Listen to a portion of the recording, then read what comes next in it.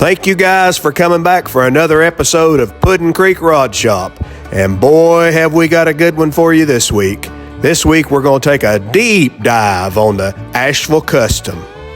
A few months ago, we posted a video entitled, "We Buy the Asheville Custom." Ever since we posted that video, we've been bombarded by questions from you guys. Who built the Asheville Custom? Where has it been all these years? Why does it look like a California car, but it was found in Asheville, North Carolina? Are you going to restore it? Are you going to leave the patina? Are you going to paint it? Is it for sale? What's the front bumper off of? What's the back bumper off of? How much is the windshield chopped? Those aren't 36 Ford headlights. What are the headlights off of? Well, we're going to try to answer all those questions that we can in this video today. Now, since it's been a few months since some of you all saw the first video, and many of you probably haven't seen it at all, I'm going to show you a little clip from the first video to remind you that we bought this car at an estate auction in Asheville, North Carolina. Now, this auction took place in 2022. There was not a very big crowd at the auction, and the weird thing is most of the people at the auction in the crowd didn't really seem to be interested in buying any of the cars. They were there for the parts and accessories. He started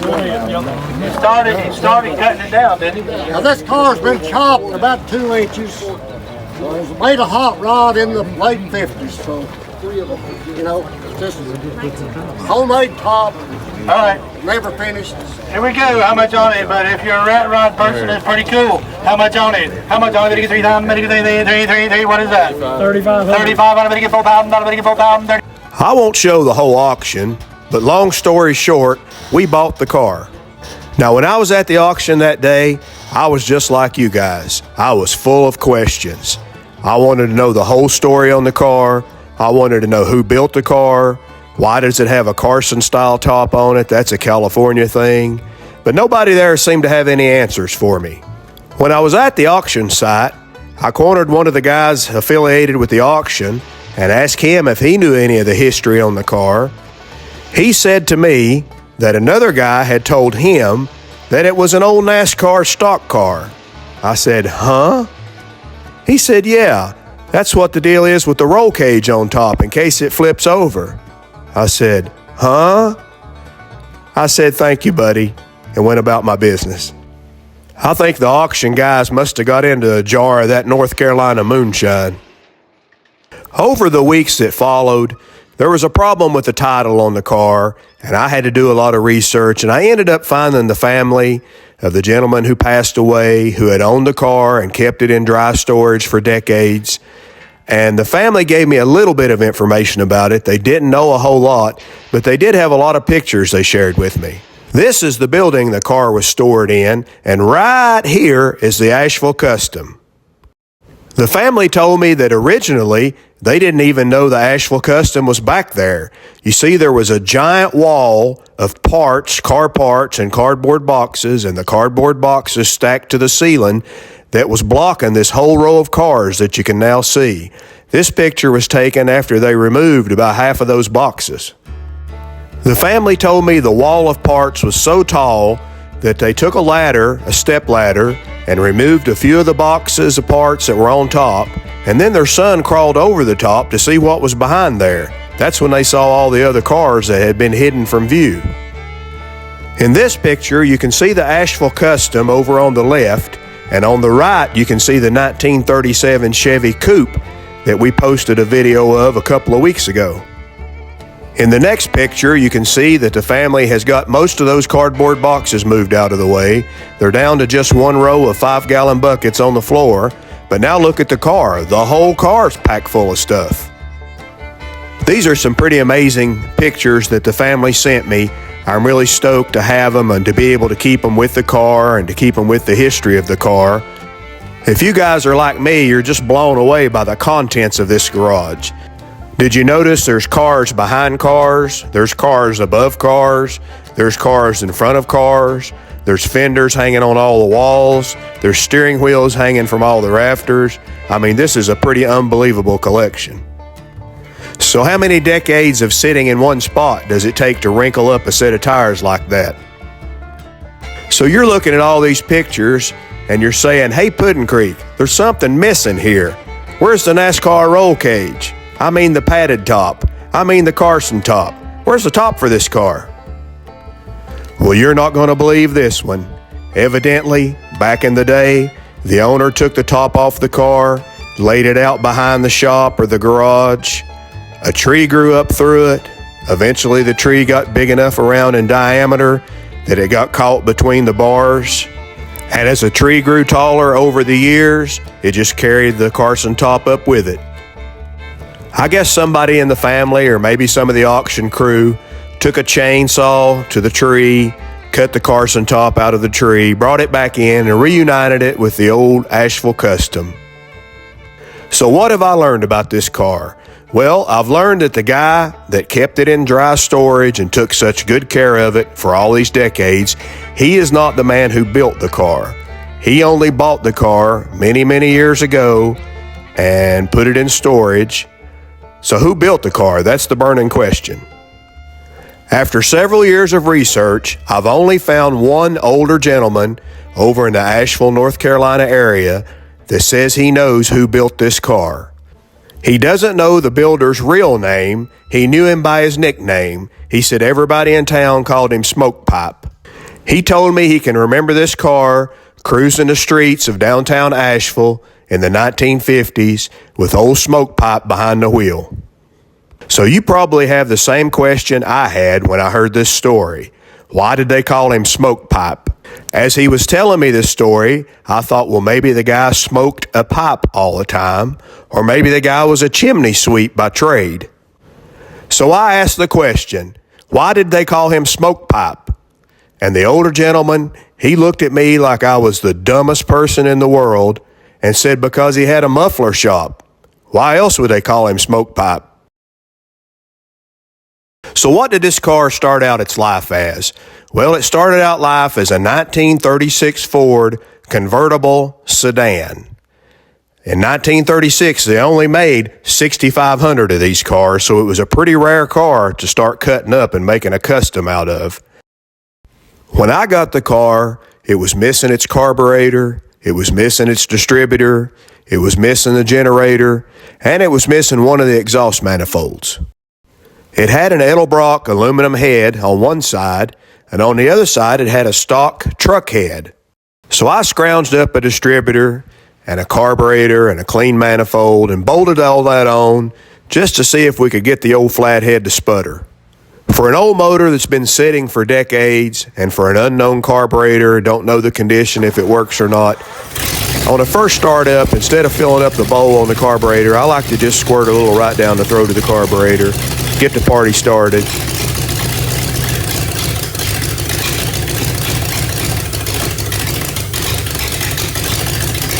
All right, now I'm excited. For a first startup, that was killer. This time I filled up the bowl on the carburetor, and I'm also giving it a little squirt right down the throat just to kick it off. Now it's building up enough heat to burn all those decades of crud out of the engine. Boy, that stinks. Hey, we've got good oil pressure. That's a plus. Now we got to make a mount to mount that coil so it's not laying on the fender anymore. Now this is not my idea. I actually saw this in an old 1950s hot rod magazine, but I used a flathead connecting rod to make a holder for the coil. It really worked great. Since this car had no wiring at all when I found it, I decided to go ahead and convert it to 12 volts. I also ordered up some cloth-covered wire to do the whole car with to keep it looking period correct. The voltage regulator was 6 volts, so I threw it away, and I got one from Napa that should fit a 50s Ford car, 12 volt. But the coolest thing was, I was able to reuse this old corroded chrome voltage regulator cover that was put on this car in the 50s. To build the exhaust, I ordered a set of Red's headers and a set of Porter mufflers, and then I fabricated the rest. Porter mufflers have been around since the 50s. They're my go-to muffler for a flathead motor. I've tried Smitty's and they sound good, but nothing sounds like a Porter muffler with a flathead. Most of you guys probably already know, but Porter mufflers are not glass packs. They're actually packed with steel wool. They have a very distinctive tone. I ripped the old gas tank out and ordered a brand new one to go back in, but before I could install it, I had to do some work on this rear fender where the gas tank filler neck goes through the fender. For some reason, it was all mangled up, but I did a little hammer and dolly work on it, and now it's good as new. So I get the new gas tank installed, I install a new filler neck, I install new rubber around the filler neck. Now the gas tank's all done. But before I start running brand new fuel lines from the gas tank up to the engine, I want to address the electric fuel pump. In the 1950s, someone installed this really cool electric fuel pump and sediment bowl style fuel filter. This fuel pump was an Autopulse 500, which I was pretty sure there's no rebuild kits available for. Plus it was a 6-volt pump and we're going to 12 volts. So I decided to do some machine work on the old Autopulse fuel pump. I machined out the internals and put a bypass tube in there, so now the gas just flows straight through it. The actual fuel pump is a brand new Facet 12-volt fuel pump that I mounted under the car back next to the gas tank. This car had been lowered about 3 inches in the back in the 1950s. That looked pretty good, but I thought it needed about 3 inches more to give it that aggressive speedboat stance. So I called up Carson Customs in California and had him send me a set of his 3-inch lowering brackets. These brackets work similar to lowering blocks, but they bolt right up to the rear wishbones on 1935 and 1936 Fords to give you an additional 3-inch drop. That gives us a total of a 6-inch drop in the rear end. All right, this is the look that I was going for.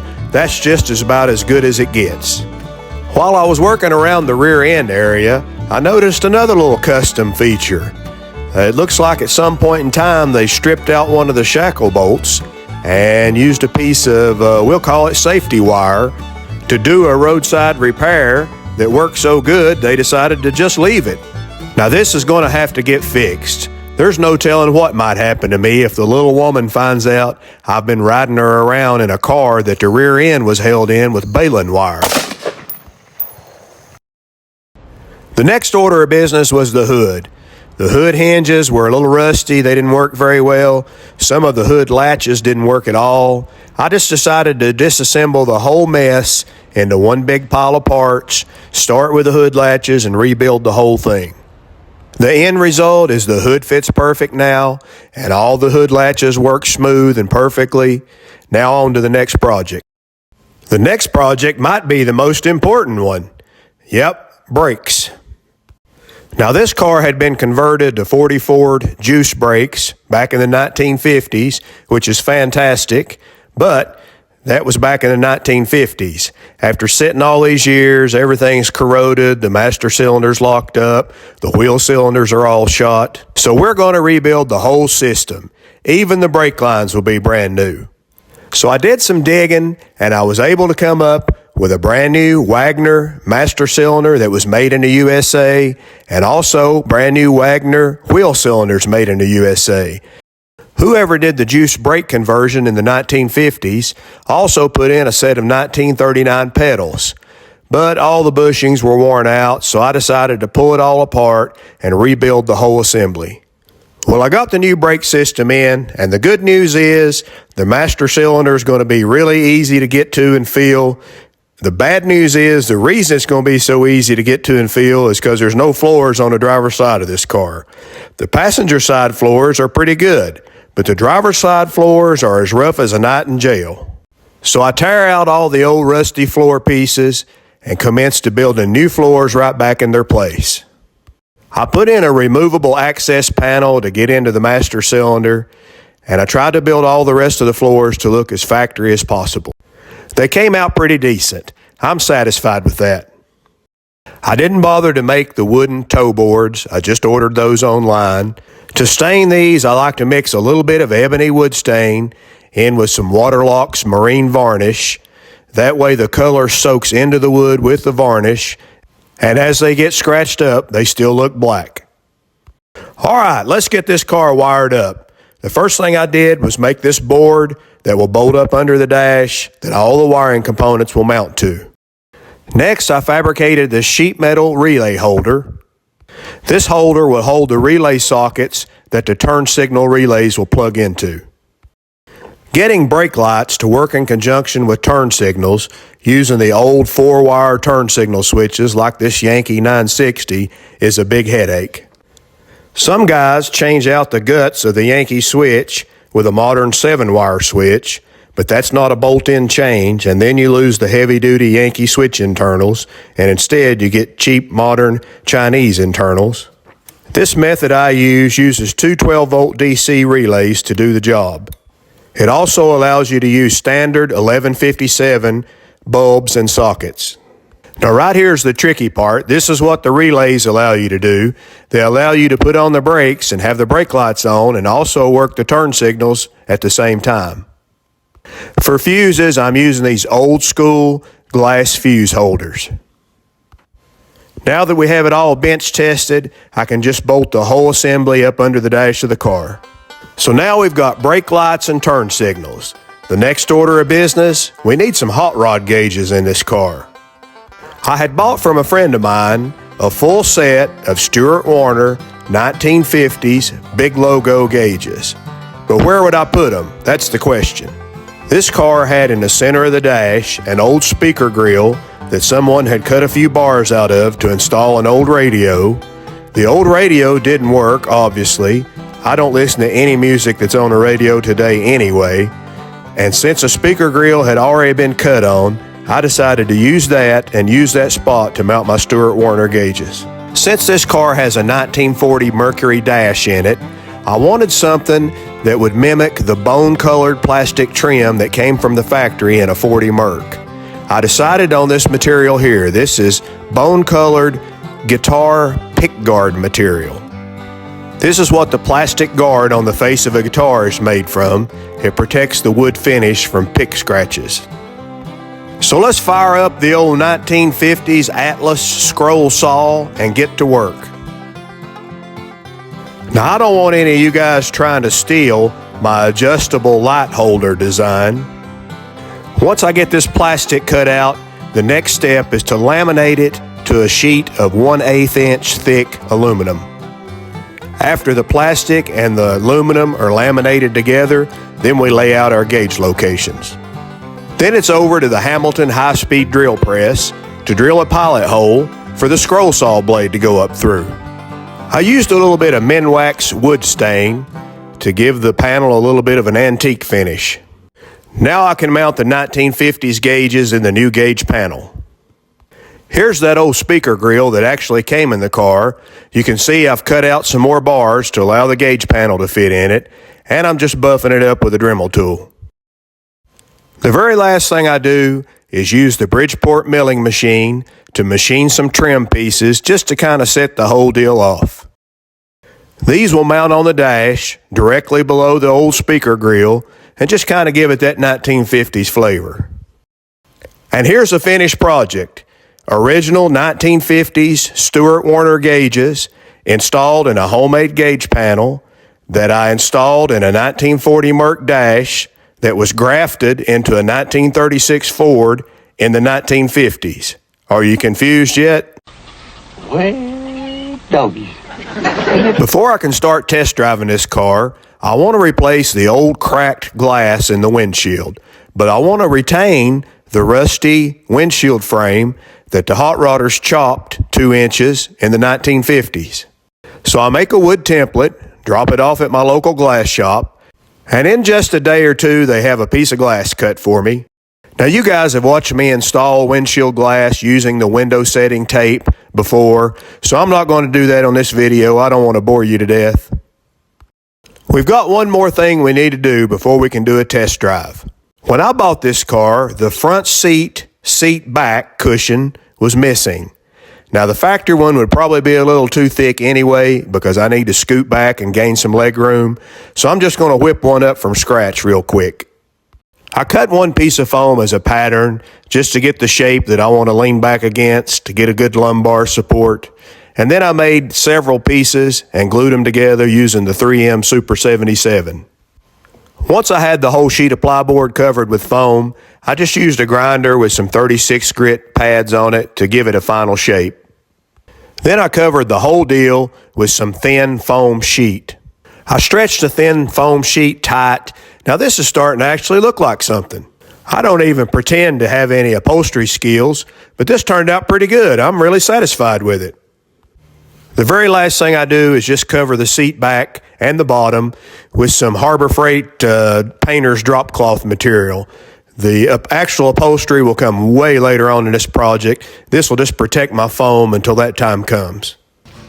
Okay, I think we're ready to back this beast out into the daylight. Once we get it outside, I want to go over with you guys all of the custom touches that were done to this car in the 1950s. We're going to start at the front bumper and go all the way to the back.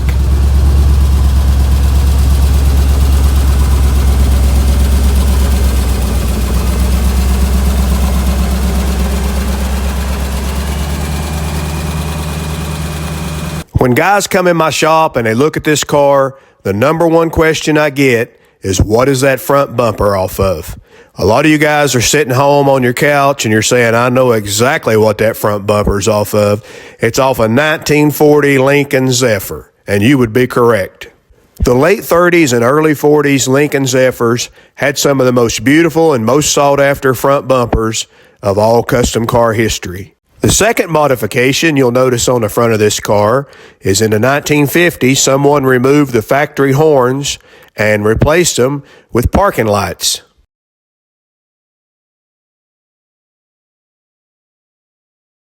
Now, I know some of you eagle-eye hot rodders are already saying, hey, that crank hole cover is not a crank hole cover at all. It's a 1934 Ford V8 grill badge. And you would be correct.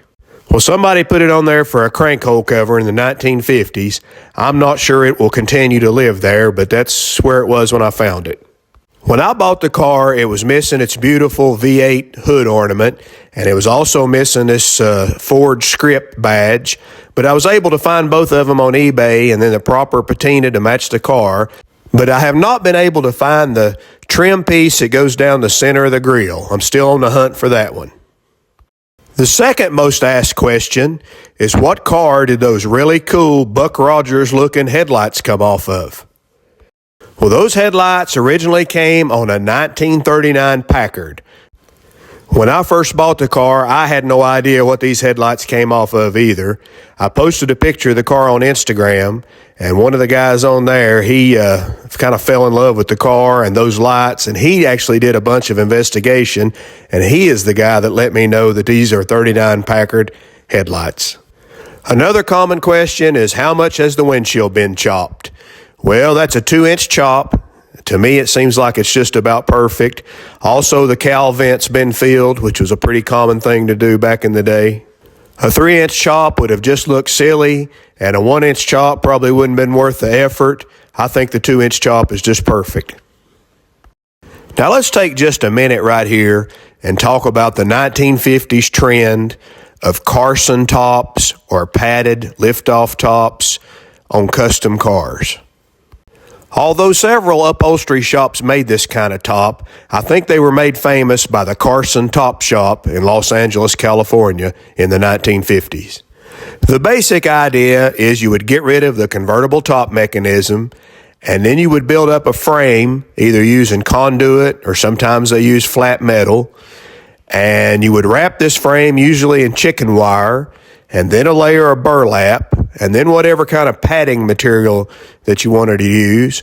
And then the final material on top would be a stay-fast convertible top material.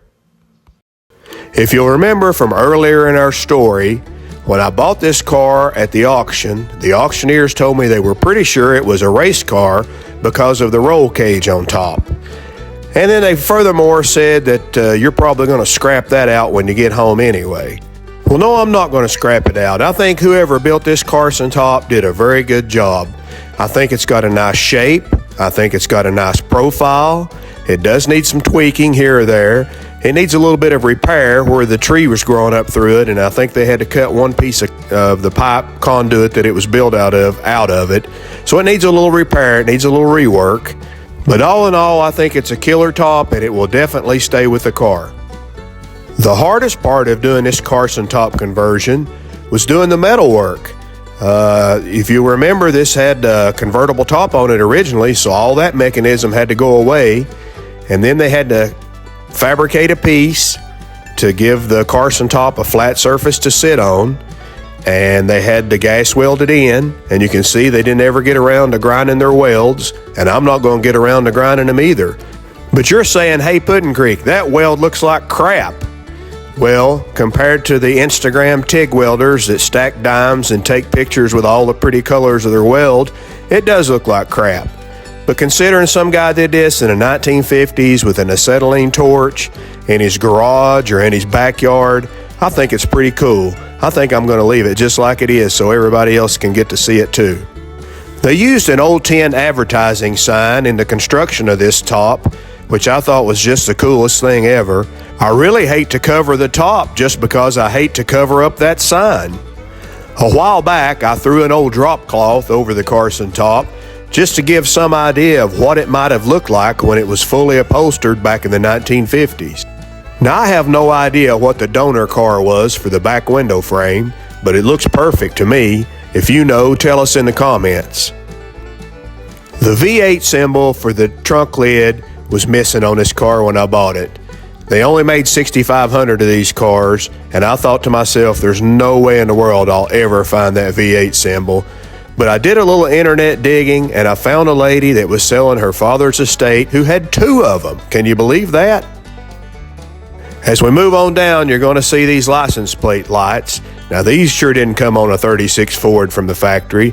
Nope, they came on a 49 Chevrolet. So what was the last year that this car was terrorizing the streets of Asheville, North Carolina? Well, right there's your answer, 1957. The screws that hold that tag on are rusted up solid.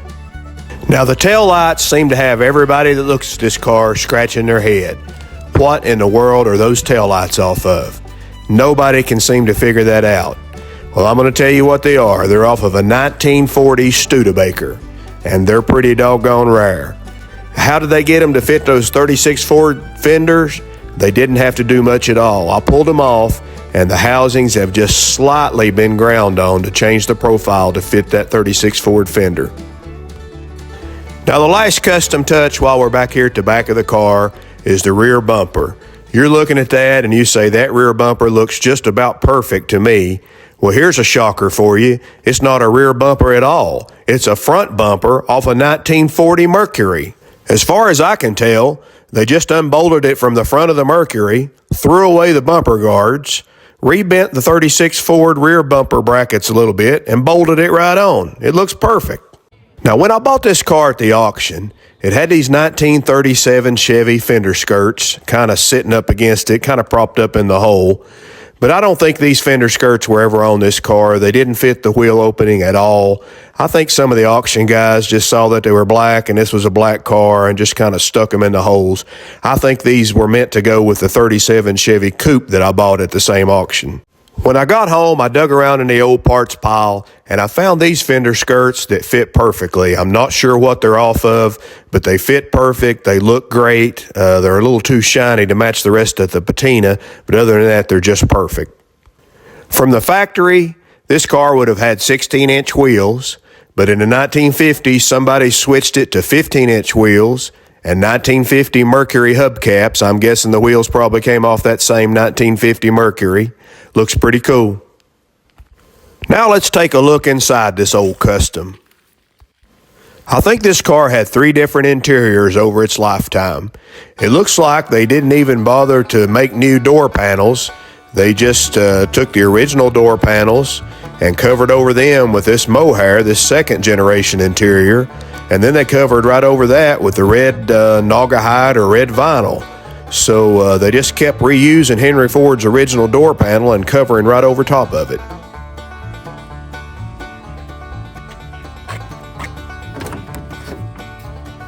From this side, you can see more of the same.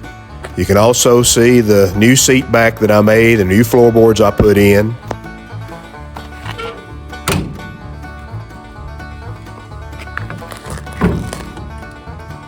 Now, I'm not sure why the rear seat is not covered in this red vinyl.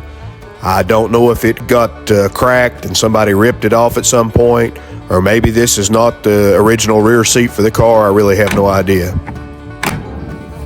Now, when I bought this car, it had a late 40s Ford steering wheel in it, but I found this red translucent Lincoln Zephyr V12 wheel that just really looks cool with the car, especially with that red interior. So I've got that on there for temporary. I don't know if it will stay, but I really like it. You might notice my steering column here is held in with wire right now. That's because the whole steering column and the steering box has to come back out to be rebuilt. Also, you'll notice I've polished up all the original chrome gauge bezels, and there's the new hot rod dash panel that I made for the car. You watched me make it. The glove box lid was rusted up solid when I found the car, but I got the hinges and the button release mechanism all working good. Also, now you can see the electrical panel after it was installed. You can see the relays that I told you about that operates all the turn signals and brake lights. As we talked about earlier, it's all wired up with glass fuses, cloth covered wire. The terminal strips are old bakelite terminal strips. To keep it period correct, I found an NOS 1950s Cole-Hurst brand ignition switch. Now remember, this is not the stock 1936 flathead in this car. Whoever built this car in the 50s put a late 40s flathead in it. I found this cool little old chrome air cleaner at the Knoxville, Tennessee Rod Run out in the swap meet area for 15 bucks. Eventually this car will get double carburetors, but for right now I'm just trying to get it drivable. This is a factory Ford generator, but it's been converted to 12 volts. I also added a brand new crab type distributor from 3rd Gen Automotive. On the firewall is the 1956 Ford voltage regulator from Napa, a brand new one, but again I reused the old corroded chrome cover that was in the car when I found it. Well, if you're still watching this video, you must really like custom cars. Either that or you're bedridden and your nurse took her 1 hour lunch break and she didn't leave the remote control within the reach of your bed, and you've been stuck taking an ear beating from me for the last hour about this rusty old car and you got no way to change the channel. Either way, we really appreciate you watching our video. Come back every Monday for a new episode.